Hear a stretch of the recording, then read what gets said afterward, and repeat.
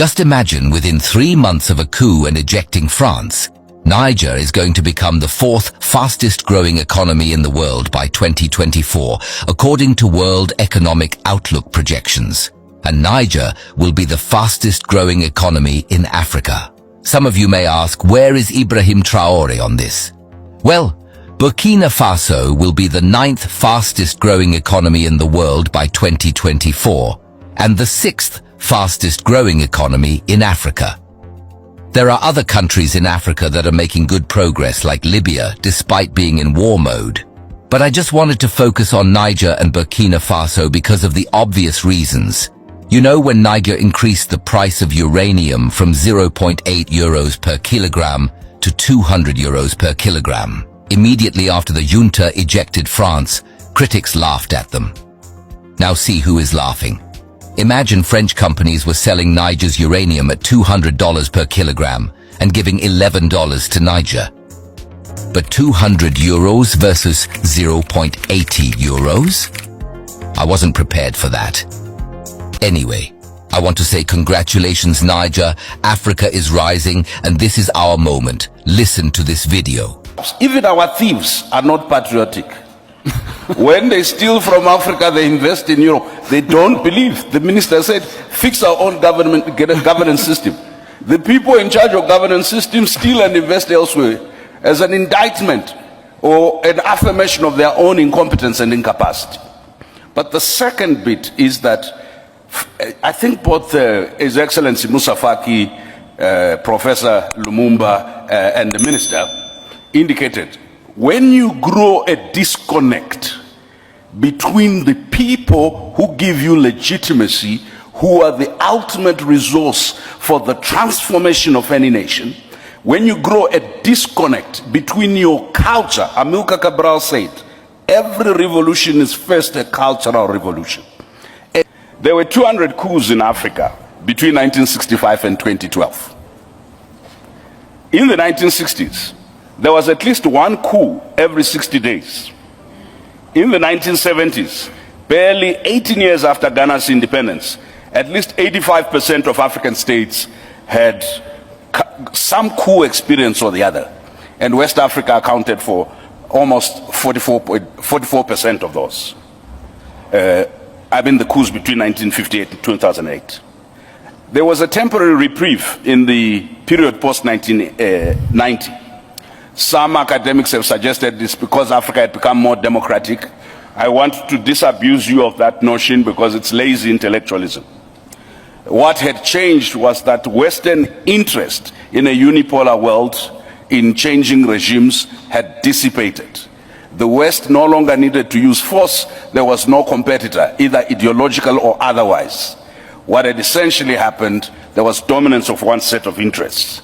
So as we reflect on unconstitutional change of government, it's not just mere tinkering at the local level, but it's also what explains the ouster of Nkrumah, the assassination of Lumumba, the assassination of Sankara, the assassination of Amilcar Cabral, the assassination of Samora Machel, the ouster of Sékou Touré. What is the fact? That in a unipolar world, the appetite to change had dissipated. As we see greater polarization between the West, the East, and the Middle, we're going to see once again an intensification of interference. First African country got independent 1957. There is not a single Jewish person who will allow you to forget the Holocaust. And in fact, there are crimes, not just in Israel, across the world against denial of the Holocaust. US foreign policy, Israeli foreign policy, is very key. It's a central issue. Africans, for some reason, must forget something that happened 50 years ago, if you are Zimbabwe 80 years ago. Listen, we must always remind our friends from Europe and elsewhere that slavery was a crime against humanity, as is colonialism and neocolonialism. That killing Sankara in 1984 because you are opposed to communism and plunging his country into chaos that you are now trying to solve as a problem of poor governance is a shared responsibility. So we will take responsibility for our nakedness, but for goodness sake,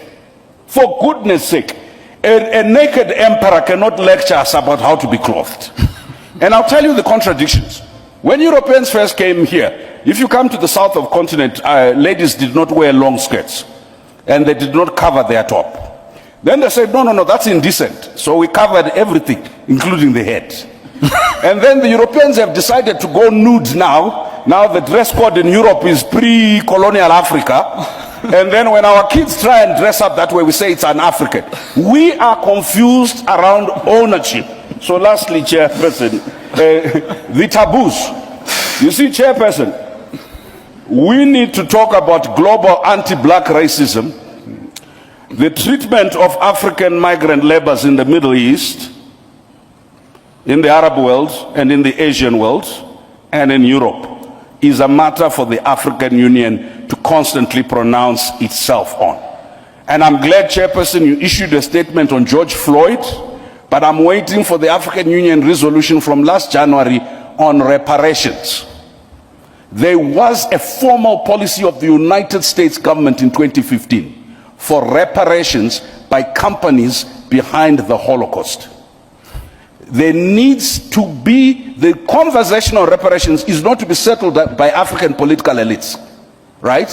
Today Zimbabwe is paying back white commercial farmers reparations. But when you talk about any reparations, it's like the black body is not worth repair. What we must do is endure, be resilient, go forward, don't look back, trudge on. But today with the scramble of Africa that PLO was talking about, they will interfere here whether we put in place the right policies or we put in place the good governance. Why? They need the lithium. And if your right policy is not consistent with their green energy transition that they control, they will take you out.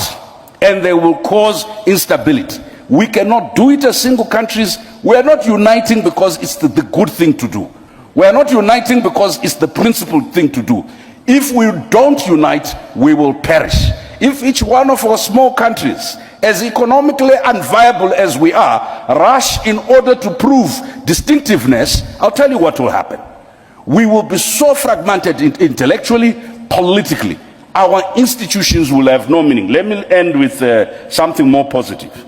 I think Pan-Africanism flavor is alive today.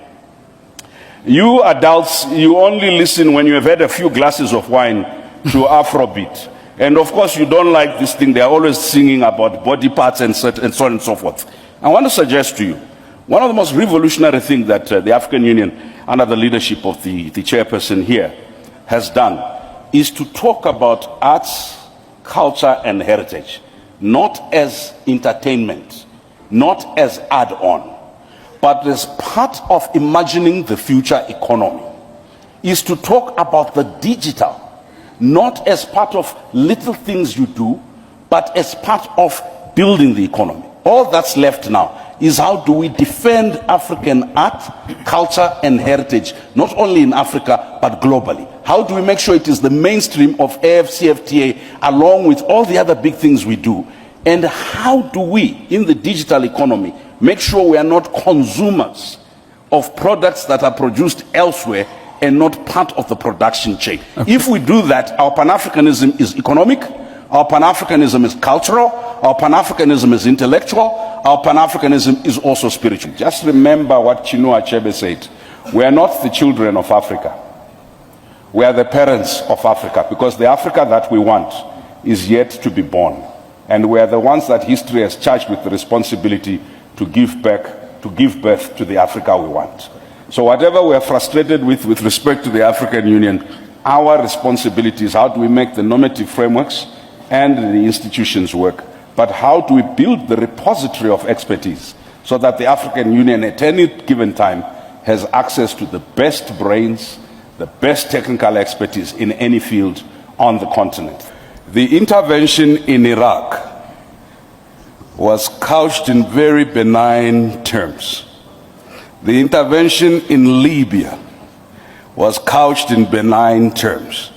I could give you 100 interventions where the justification, objectively speaking, was on the basis that there was evidence either of genocide or evidence. I'm sitting in Rwanda. The international